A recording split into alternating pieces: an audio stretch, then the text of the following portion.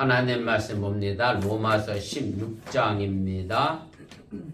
우리 17절 말씀부터 마지막 27절까지 말씀 우리 교독하겠습니다. 우리 한 절씩 교독하시고 27절은 함께 읽도록 그렇게 하겠습니다. 16장이요. 오늘이 로마서 마지막 시간입니다. 로마서 16장 17절부터 마지막 27절입니다. 형제들아, 내가 너희를 권하노니 너희가 배운 교훈을 거슬려 분쟁을 일으키거나 거치게 하는 자들을 살피고 그들에게서 떠나라. 이같은 자들은 우리 주 그리스도를 섬기지 아니하고 다만 자기들의 배만 섬기나니 교활한 말과 정하는 말로 순진한 자들의 마음을 미혹하느니라. 너희의 순정함이 모든 사람에게 들리는지라. 그러므로 내가 너희로 말미암아 기뻐하노니 너희가 선한 데 지혜롭고 악한 데 미련하기를 원하노라. 평강의 하나님께서 속히 사탄을 너희 발 아래서 상하게 하시리라. 우리의 죄를 너희에게 있을지어다. 나의 동역자 디모데와 나의 친척 누기오와 야손과 소시바더가 너희에게 문안하느니라. 이 편지를 교사하는 나 가이오도 초대하셔서 너희에게 문안하노라. 나와 온 교회를 돌보아주는 가이오도 너희에게 문안하고 이성의 재무관 에라스도와 형제 구아스도 너희에게 문안하느니라. 나의 복음과 예수 그리스도를 전파함은 영세전부터 감추어졌다가 이제는 나타나신 바 되었으며 영원하신 하나님의 명을 따라 선지자들의 글로 말미암아 모든 민족이 믿어 순종하게 하시려고 알게 하신 바 그 신비의 계시를 따라 된 것이니 이 복음으로 너희를 능히 경고하게 하실 지혜로우신 하나님 예수 그리스도로 말미암아 영광이 세세 무궁하도록 있을지어다. 아멘. 예, 오늘은 로마서 쉬운 6번째 시간으로 오늘 로마서 마지막을 총정리하도록 그렇게 하겠습니다. 우리 내용본에 먼저 보시면 사도 바울이 마지막으로 이제 로마서를 정리하면서 훈계를 하고 있고요. 또 로마에 있는 교인들에게 기원을 하면서, 그리고 더불어서 이제 고린도에서 이 편지를 쓰고 있거든요. 그래서 고린도에 사도 바울과 함께 있었던 7명의 사람들이 함께 이제 로마 교회에 문안하는, 그래서 발신자 측 사람들의 문안 인사라고 되어 있고요. 마지막이 이제 송용으로 해서 로마서 전체를 끝을 내게 됩니다. 우리 본문 개요 보겠습니다. 그래서 단락별로 보면 먼저 17절 말씀부터 이제 20절은 이제 사도 바울이 로마서를 끝내면서 마지막으로 이제 거짓 교사들에 대한 경고를 하고 있고요. 이 경고는 이미 앞서도 뭐 있었습니다만 3절부터 16절까지, 그 다음에 21절에서 23절의 문안 인사에 이제 자연스러운 연결을 이제 중간에서 조금 어떻게 보면 좀 갈라놓고 있는 이제 그런 내용으로 좀 되어 있습니다. 여러분들이 제가 내용분해를 다시 보면 이제 사도 바울이 문안 인사를 3절부터 16절까지 했잖아요. 그 다음에 21절부터 23절에 문안 인사가 또 있거든요. 그런데 그 중간에 뭐가 들어갔느냐면 이제 거짓 교사들에 대한 경계가 들어 있었기 때문에 뭔가 약간 좀 부자연스럽다라고 생각해서 이것이 나중에 첨가된 뭐 그런 내용이 아니냐, 아니면 사도 바울이 잠시 문안 인사하는 것을 잊어먹고 자기가 하고 싶은 것을 중간에 쓴 것이 아니냐, 뭐 아무튼 여러 가지로 이제 상상을 하고 이제 이야기를 하게 됩니다. 이 두 번째입니다. 그래서 어느 경우이건 간에 상관없이 안부 인사 직후에 이제 사도 바울이 이 부분을 이제 기록했다, 그렇게 많은 신학자들이 인정을 하게 되고요. 왜냐하면 이제 로마 교회뿐만 아니라 그때 당시 사도 바울이 세웠던 많은 이방인 교회도 마찬가지겠습니다만은 처음 막 교회가 이제 세워진 상태이기 때문에 어떤 뭐 조직이 치밀하게 잘 조직이 된 것도 아니고, 또 그렇다고 해서 어떤 지도자가 있어서 교회를 잘 이끌어가는 그런 상황도 아니었고, 또 신학적으로 이것이 옳다 저것이 옳다 뭐 서로 대립하고 갈등하는 상황 속에서 사도 바울이 마지막으로 당부하는 이 거짓 교사들에 관한 당부가 어찌 보면 노파심의 마지막 말을 이제 정리하면서 한 것이 아니냐, 통상적인 훈계로 쓴 것으로 이제 그렇게 생각을 하게 됩니다. 3번입니다. 그래서 바울이 자신의 편지에서 이제 마지막 문안 인사를 이제 전한 다음에 이제 다시 노파심으로 마지막 경고성 발언을 이제 한 것으로 이제 되어 있고요. 이것이 로마서뿐만 아니라 사실은 다른 서신에도 이제 등장합니다.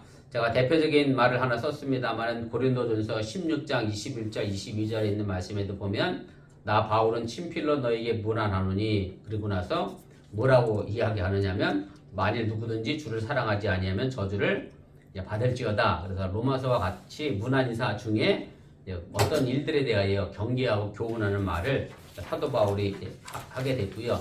아마 이 부분도 이제 사도 바울이 마지막 부분을 친필로 적으면서 권고한 내용이 아니었을까 이제 그런 생각을 이제 우리가 하게 됩니다. 사도 바울이 친필로 적었다라고 하는 의미는 제가 나중에 다시 주석 시간에 설명을 하도록 하겠습니다. 2페이지 제일 위로 올라가겠습니다. 이제 두 번째 단락이죠. 21절부터 23절에 이제 편지를 보낸 사람들의 문안한 인사를 담고 있고요. 여기 나오는 7명은 바울과 함께 고린도에 있었던 사람으로, 그래서 고린도 교회의 당시의 상황을 좀 우회적으로 우리가 좀 엿볼 수 있는 그런 기회가 됩니다. 5번입니다. 이제 마지막 25절부터 27절은 하나님께 바쳐지는 이제 송영의 형식을 띠고 있고, 우리 좀 한글 성경에는 또 뭐 거의 줄 길게 뭐 한 구절로 연결시피 되어 있습니다만은 히라보 원문에 보면 이것이 한 문장입니다. 끊어지지 않는 한 문장으로 되어 있고 굉장히 아름다운 문체로 그렇게 되어 있습니다. 그래서 현재 위치에서 이 송영구가 이제 로마서가 편지를 쓰고 있는 사람들의 문안 인사로 딱 끝내기가 약간 뭔가 허전하고 뭐랄까 부족한 것 같아서 마지막 송영을 너머로 해서 로마서 전체를 아름답게 마무리하는 그런 역할을 해주게 됩니다. 우리 본문 주석 보겠습니다. 바울이 이제 거짓 교사들이 어떤 사람들이라고 이제 지적하면서 마지막으로 경계를 하고 있느냐. 오늘 17절, 18절 말씀인데 제가 다시 한번 읽어보겠습니다. 형제들아 내가 너희를 권하노니 너희가 배운 교훈을 거슬려 분쟁을 일으키거나 거치게 하는 자들을 살피고 그들에게서 떠나라. 이 같은 자들은 우리 주 그리스도를 섬기지 아니하고 다만 자기들의 배만 섬기라니 교활한 말과 아첨하는 말로 순진한 자들의 마음을 미혹하느니라. 사도 바울이 이제 전하고 있는 그 교훈이라고 하는 것은 이제 사도 바울이 로마에 전하는 말씀뿐만 아니라 다른 이방 교회도 마찬가지고 또 예루살렘의 모 교회도 마찬가지고 모든 교회가 전통적으로 물려받은 복음의 기본 원리를 이야기하는 거고요. 아마 초대교회 당시 이 복음의 원리를 지금도 마찬가지입니다만 세례 때 활용했을 것으로 그렇게 생각을 하게 됩니다. 그리고 다른 곳에서도 이제 바울이 교회를 통해서 이제 전승되고 공인된 전통이란 차원에서 그 가르침을 굉장히 중요시 여기고 있음을 우리가 보게 됩니다. 제가 다는 기록하지 않았습니다만은 각주 1번에 보면 빌립보서 4장 9절만 썼습니다. 너희는 내게 배우고 받고 듣고 본 바를 행하라. 그리하면 평강의 하나님이 너희와 함께 계시리라. 그래서 배우고 듣고 받은 것을 우리가 행하는 것, 가장 기본적인 전통에 관련된 말씀의 내용이고요. 우리 요한의 셀레 목사님 감리교를 시작하면서 감리교가 지켜야 될 4대 원리라고 해야 되나를 보통 이렇게 얘기합니다. 하나는 성경이 가장 기본이니까 성경을 우리가 이야기를 빼놓을 수 없고, 그 다음에 또 하나가 교회 역사가 가져왔던 2000년의 전통, 역사도 무시할 수 없다. 왜냐하면 그래서 우리가 이런 부분에서 천주교와의 단절을 이야기하게 되면 우리 개신교가 하늘에서 뚝 떨어진 것이기 때문에 사실 천주교의 단절도 우리가 쉽사리 얘기할 수 없고, 2000년의 어떤 역사 속에서 우리가 지금 매주 고백하고 있는 사도신경은 어디서부터 또 온 거냐면 그것도 이미 초대교회에서부터 천주교에서부터 유래된 고백을 우리가 개신교도 지금 하고 있기 때문에 우리가 그 교회의 전통을 이제 무시할 수 없고요. 또 하나를 얘기하는 것이 이제 이성입니다. 사람의 뭐랄까 어떻게 보면 이제 지식이라고도 할 수 있고 뭐 판단력이라고도 할 수 있고 그 이성을 가지고 하나님의 말씀을 제대로 분별하고 판단할 수 있어야 한다라고 얘기하고 있고, 마지막이 이제 체험입니다. 머리로만 아는 지식은 결국 나를 차갑게 만들기 때문에 뜨거운 체험도 있어야 하고, 그래서 오늘 사도 바울도 마찬가지입니다. 교회가 공인된 이 전통의 복음을 우리가 쉽사리 잊어버려서는 안 된다. 그래서 그 가르침을 이제 중요하게 여기고 있습니다. 2번입니다.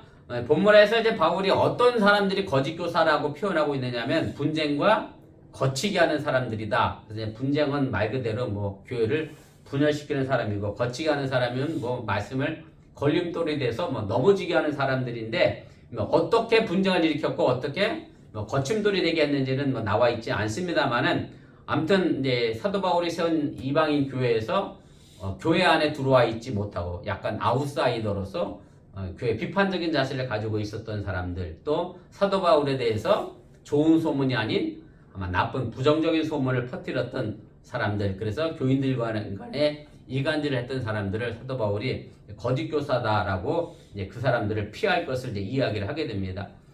가로 3번입니다. 그래서 바울이 내린 조치는 결국 뭐냐면 그 사람들을 떠나라 라고 하는 얘기입니다. 요즘 말로 하면 상관하지 말아라.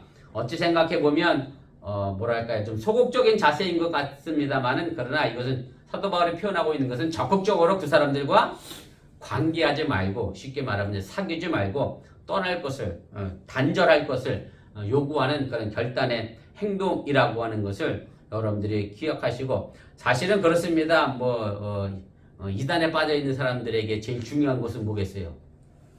떠나는 거잖아요. 거기서 떠나는 겁니다. 떠나는 게 사실 거짓 교사들과의 관계에서 우리가 이것이 정말로 중요한 것임을 또한 여러분들이 잊지 마시기 바랍니다. 가로 4번입니다. 그럼 왜 바울은 이런 사람들에게서 우리가 떠나야 하는지 그 근거를 18절 말씀에 제시를 하고 있는데, 다 두 가지로 얘기합니다. 그 첫째는 자칭 자신들은 스스로 누구의 종이라고 얘기하지만, 그리스도의 종이라고 얘기하지만 실제로 일하는 것은 누구를 위하여 일하느냐? 자신들의 배를 위하여 일한다.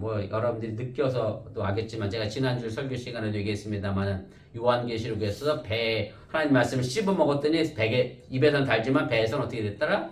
썼더라 라는 말씀을 제가 드렸는데, 그러면서 제가 그 배는 결국 사람의 욕심을 표현한 그런 비유의 말씀이라고 얘기했는데, 오늘 사도 바울이 얘기하는 거짓 교사들도 마찬가지입니다. 예수님을 요즘 말로 속된 표현이긴 합니다. 예수님 팔아서 쉽게 말하면 자신의 먹고 사는 문제를 해결하는 사람들이 이런 일에 혈안이 되어 있는 사람들이 어찌 보면 이제 거짓 교사임을 이야기하고 있고, 사실은 제가 설교 시간에도 나는 신이다라고 넷플릭스 드라마 다큐멘터리를 얘기했습니다만, 그런 사람들이 아직도 세상에는 너무나 많이 있기 때문에 여러분이 분명하게 그분들에 관하여 떠날 수 있는, 결단할 수 있는 그런 일들이 필요합니다. 두 번째로 왜 떠나야 하느냐면, 교활한 말과 아첨하는 말로 순전한 사람들을 미혹하게 한다라고 이제 사도 바울이 이야기를 하게 되고요. 결국 아첨하는 말과 교활한 말이라고 하는 것은 말은 잘한다는 얘기죠. 쉽게 말하면 설득력 있고 매혹적인 그런 이야기를 하지만 결국 진실성이 없는 그런 말씀을 전하는 것이고, 그래서 제가 이제 간혹 그런 저도 교계에 있다 보니까 그런 소식을 접하는 게 뭐냐면, 어떤 목회자가 어떤 문제를 일으켰는데, 그럼에도 불구하고 교회를 옮겨서 쉽게 교단에서 면직이 되거나 목사를 정지시켰는데도 불구하고 또 가서 개척을 했는데 거기에 또 쫓아가는 사람들이 있어요. 대표적으로 얘기하는 게 홍대 세교회에도 엄청난 교인들이 모여서 또 개척을 했잖아요. 그래서 저는 이제 그런 걸 보면서 목사의 설교가 과연 어떠해야 하느냐, 말만 잘하는 게 과연 목사의 설교냐, 말 잘해서 그들을 마음적으로 감동시키고 감정을 터치하는 식의 설교가 정말 목사가 해야 될 일들이냐, 아니면 말은 좀 못하더라도 행실과 말이 일치되고 언행이 일치되는 것이 진정한 목사의 자세이냐, 저 스스로도 늘 고민하고 생각합니다만은, 참 이런 부분에서 우리가 좀 생각해 봐야 될 것이고요. 또 여러분들이 설령 어느 지역에 가서 어떤 교회를 또 선택할 때라도 우리가 이런 기준은 좀 여러분들이 좀 가지시고, 단순하게 말을 잘해서 미사고를 잘하고, 여기 말처럼 교활한 말과 아첨하는 말로라고 표현되어 있습니다만은, 그것에 의하여 미혹되는 그런 것이 아니라 진실한 삶의 모습들을 먼저 볼 수 있는 그런 여러분들의 삶이 되어줄 수 있기를 바랍니다. 3페이지 위로 올라가겠습니다. 사도 바울이 이런 부분에 대하여 이제 경계하고 있는 것은 로마서뿐만 아니라, 제가 각주 2번에 달아드렸습니다만은 여러 구절이 있습니다. 또 함께 보시고 나중에 시간 되시면 찾아보면 좋겠습니다. 2번입니다. 이제 바울은 그러면서 이제 로마 교회의 어떤 태도로 인해서 이제 기뻐한다라고 이야기를 합니다. 오늘 19절, 20절 말씀인데 제가 있습니다. 너희의 순정함이 모든 사람에게 들리는지라, 그러므로 내가 너희로 말미암아 기뻐하노니 너희가 선한 데에 지혜롭고 악한 데에 미련하기를 원하노라. 평강의 하나님께서 속히 사단을 너희 발 아래서 상하게 하시리라. 우리 주 예수의 은혜가 너에게 있을지어다. 사도 바울이 거짓 교사에 대하여 이제 경계한 다음에 로마 교인들의 모습으로 인하여 이제 기뻐한다라고 이야기하고 있는데 칭찬을 하고 있는 것이죠. 그래서 사실은 실제로 사도 바울이 거짓 교사들에 대해 경고를 하고 있습니다만 로마 교회에 거짓 교사가 있는 것은 아닌 것으로 그렇게 생각을 하게 됩니다. 왜냐하면 지금 로마에 있는 교인들은 복음에 어떻게 하고 있어요? 잘 순종하고 있는 것이기 때문에 앞으로 일어날 미래의 일에 대하여 사도 바울이 미리 덧붙여서 이제 경계하고 있는 것으로 우리가 이해하면 될 것이고요. 이제 순종이라고 하는 것은 뭐 아까도 말씀드린 것처럼 사도 바울이 전했던 그 복음에 대하여 이제 우리가 받아들이고 실제적으로 움직이는 그런 태도를 위하여 사용된 것이고, 근데 이들에 대한 순종에 대하여 소문이 들렸다라고 이야기하고 있는데, 이 들렸다라고 하는 히라보 원문의 단어를 우리가 유추해서 보면 그냥 단순하게 소문이 돌아서 사도 바울 귀에 들려진 것이 아니라 누군가에 의하여 직접적으로 사도 바울에게 보고된 내용으로서 정말 로마 교인들이 복음에 대하여 잘 지켜나가고 순종하고 있음에 대한 이야기를 하면서 이제 사도 바울이 칭찬을 이제 하게 됩니다. 3번입니다. 그러면서 이제 사도 바울이 기쁨의 마음을 품고 마지막으로 선과 악에 대하여 이제 분별할 것을 이제 훈계를 하게 되는데, 사실은 이 말씀은 예수님께서 이미 하셨던 말씀과도 비슷합니다. 예수님께서 제자들을 파송하시면서 하셨던 말씀인데, 마태복음 10장 16절에 보면 이렇게 되어 있어요. 보라, 내가 너희를 보냄이 양을 이리 가운데 보냄과 같도다. 그러므로 너희는 뱀같이 지혜롭고 이제 비둘기같이 순결하라, 이렇게 되어 있는데, 그런데 오늘 여기 보면 이제 지혜롭다라는 말은 이제 그렇습니다만 이제 순결하다는 말이 약간 다르게 여기서는 이제 번역이 됐는데, 악에 대해서 미련해라, 이렇게 번역이 되어 있거든요. 그래서 미련하다라고 하는 말의 의미가 문자적으로 보면 사실은 이제 섞이지 않았다라고 하는 그런 의미이기 때문에 여기서 순수한이라는 단어가 파색이 됐습니다. 그래서 어찌 보면 예수님께서 말씀하셨던 순결하라, 악에 대해서 미련하다기보다는 오히려 이제 순결한 그런 자세를 가져라 라고 번역하는 것이 더 맞는 번역이다, 그렇게 우리가 생각해 볼 수가 있습니다. 그럼 선과 악으로 이제 사도 바울이 이렇게 이제 구별해 놨는데, 그럼 선은 뭐겠습니까? 사도 바울이 전했던 복음에 대하여 잘 순종하는 것을 의미하는 것일 것이고, 반대로 악은 이제 그것에 대하여 이제 떠나가는 것이고, 오늘 여기 사도 바울이 표현한 말로 이야기하고자 하면 교활하고 또 누군가를 거치게 하는 그런 말에 대해서는 이제 사실은 이제 멀리할 것을, 악이라고 이제 표현하면서 멀리할 것을 사도 바울이 이야기를 하게 됩니다. 가로 6번입니다. 그래서 20절 이제 마무리하면서 평강의 하나님이 이제 사탄의 발 아래 상하게 한다, 이제 그렇게 말을 했는데, 뭐 적나라하게 직역하게 한다면 짓밟아서 얻게 된 것을 이야기하는 거고요. 초대교회뿐만 아니라 이후 기독교 문서에서, 더 나가면 종말론적인 문서에서 보면 늘 평강의 하나님이 그 사탄 발로 짓밟아 이겨 최종적으로 승리하는 모습으로 그렇게 성경은 기록하고 있고 또 해석을 하고 있습니다. 3번입니다. 이제 고린도에서 이제 바울과 함께 있었던 7명의 사람이 오늘 이제 등장합니다. 21절부터 23절인데 제가 읽겠습니다. 나의 동역자 디모데와 나의 친척 누기오와 야손과 소시바더가 너에게 문안하느니라. 이 편지를 기록하는 나 더디오도 주 안에서 너에게 문안하노라. 나와 온 교를 돌봐주는 가이도도 너에게 문안하고, 이성의 재무관 에라스도와 형제 구아도도 너에게 문안하느니라. 그래서 사도 바울이 함께 있었던 7명의 사람에 관하여 이야기를 합니다. 그 첫째로 등장하는 것이 이제 가로 2번인데 디모데이죠. 디모데는 이제 사도 바울이 믿음으로 낳은 아들이다, 뭐 이렇게 칭할 정도로 늘 사도 바울과 함께 다녔던 그런 사람이고요.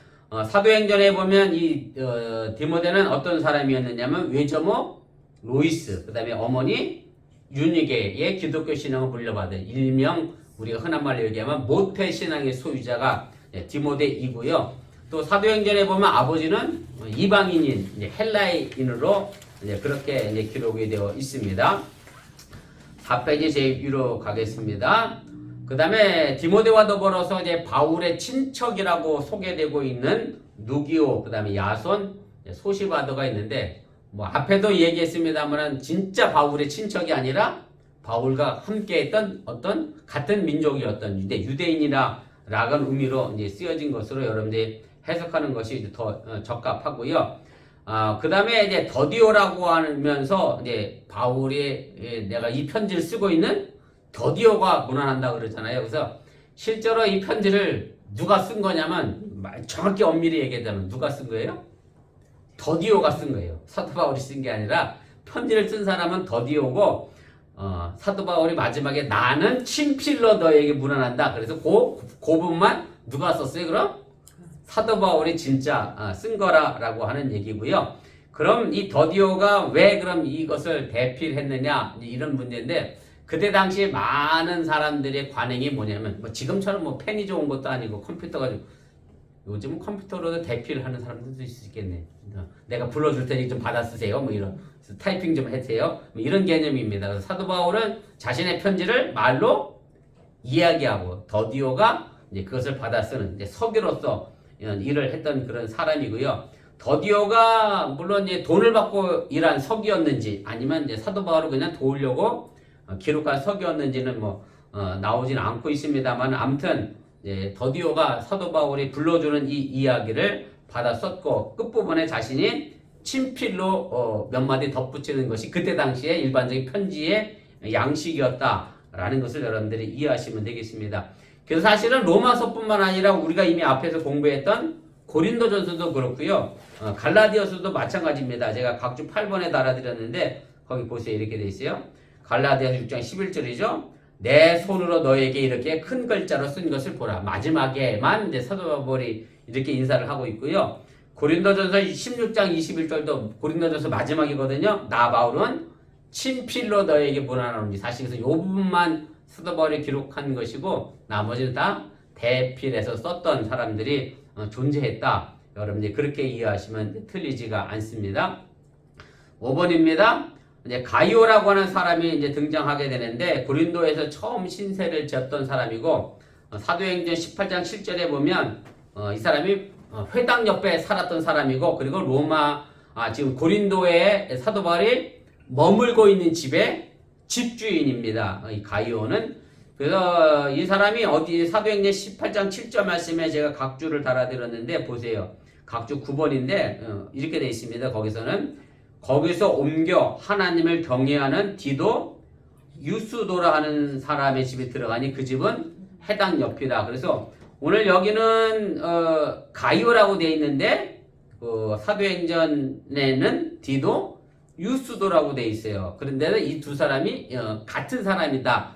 그렇게 이야기하고 생각합니다. 왜냐하면 이 이름을 전체적으로 제대로 구성하면 쉽게 말하면 요즘 말하면 뭐 퍼스트 네임, 미들 네임, 라스트 네임식이 개념인데요. 로마의 자 이름으로 보면 가로 5번 중간쯤 제 끝부분에 달아드렸는데 원래 이름이 어떻게 되느냐면 가이오, 디디오, 유스도가 원래 긴 이름이고요.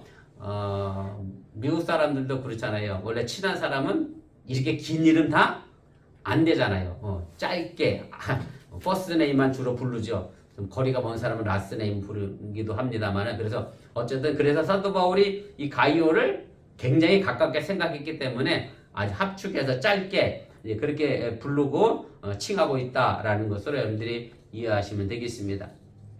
6번입니다. 그 다음에 에라스도와 구아도가 등장하고요. 고린도에 기반을 두고 살았던 사람들이고 특별히 에라스도는 고린도 도시의 재정 담당 관리로 일했던 사람입니다. 굉장히 고위 공직자였고요. 사실은 지금 사도 바울이 고린도에서 뭐 하고 있는 중이냐면 예루살렘 모교회 사람들이 가뭄 때문에 가난해진 상황 속에서 헌금을 모아갖고 예루살렘 모교회로 지금 보내려고 준비하는 중에 있잖아요. 그래서 오늘 이 7명 중에 몇 명이 이제 예루살렘으로 떠나가서 그 헌금을 전해줘야 하는데 그래서 아마도 이 헌금 관리하고 또 모금하는 과정에 있어서 이 재정 담당했던 에라스도가 큰 역할을 했을 것이다. 이제 그렇게 생각이 되어집니다. 그 다음에 구아도라고 하는 사람은 그냥 오늘 여기 형제라고 하는 단어 외에는 특별히 뭐 다른 성경에서 찾아볼 수 없는 인물이기 때문에 마땅히 뭐라 이제 설명드릴 수 없는 그런 인물입니다. 마지막 5페이지입니다. 4번입니다. 바울은 하나님께 영광을 돌리는 성령으로 로마 교회에 보낸 자신의 편지 전체를 마무리합니다. 성령에 방영된 내용은 이제 무엇입니까? 오늘 25절부터 27절인데 이것이 히라보 성경 원문에는 한 문장으로 되어 있습니다. 한글 성경도 한 문장이네요. 끝이 끊어진 게 없네. 제가 읽겠습니다. 나의 복음과 예수 그리스도를 전파하며 영세전부터 감추었다가 이제는 나타나신 바 되었으며 영원하신 하나님의 명을 따라 선지자들의 글로 말미암아 모든 민족이 믿어 순종하시려고 알게 하신 바 끊어지지 않으니까 무슨 뜻인지 하나도 모르겠죠. 그 신비의 계시를 따라 된 것이니 이 복음으로 너희를 능히 견고하게 하신 지혜로우신 하나님께 예수 그리스도로 말미암아 영광이 세세무궁하도록 있을지어다. 아멘. 자, 긴 문장을 좀 끊어서 좀 생각해 보겠습니다. 사도 바울이 이제 나의 복음이라고 이제 표현하고 있는데 뭐 이미 앞서도 말씀드렸던 것처럼 교회의 전통에 근거한 사도 바울이 전한 복음이었고 사도 바울이 전한 복음의 주제는 뭐냐면 결국 예수 그리스도가 복음의 주제입니다.